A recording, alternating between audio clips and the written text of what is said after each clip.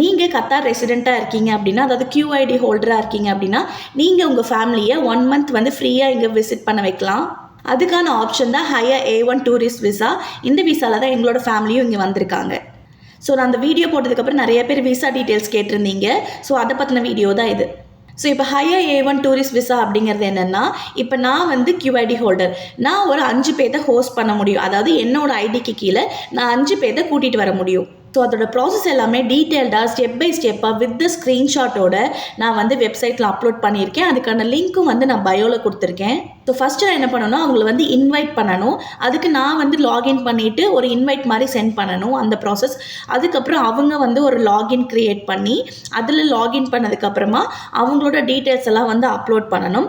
Upload பண்ணிவிட்டு apply பண்ணால் within few hours அந்த விசா வந்து அப்ரூவல் ஆயிரும். இந்த ஹையர் A1 டூரிஸ்ட் விசா பார்த்தீங்கன்னா அவங்க வந்து 1 மந்த் இங்கே ஸ்டே பண்ணலாம். இதுக்கு என்னென்ன டாக்குமெண்ட்ஸ் ரெக்வயர்ட் அது எல்லாமே நான் டீட்டெயில்டாக கொடுத்துருக்கேன்.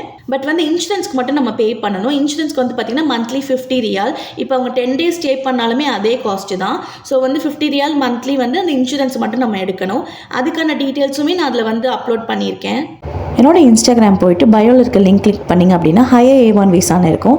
அதை கிளிக் பண்ணிங்கன்னா வெப்சைட் ஓப்பன் ஆயிரும். அதில் டீட்டெயில்டாக ஸ்க்ரீன்ஷாட்டோட எல்லா டீட்டெயில்ஸுமே கொடுத்துருக்கேன். இன்சூரன்ஸ் அப்ளை பண்ணுறதுக்கான லிங்க்கும் இருக்குது. வேறு ஏதாவது டவுட் இருந்துச்சுன்னா நீங்கள் அதுலேயுமே கமெண்ட் பண்ணலாம்.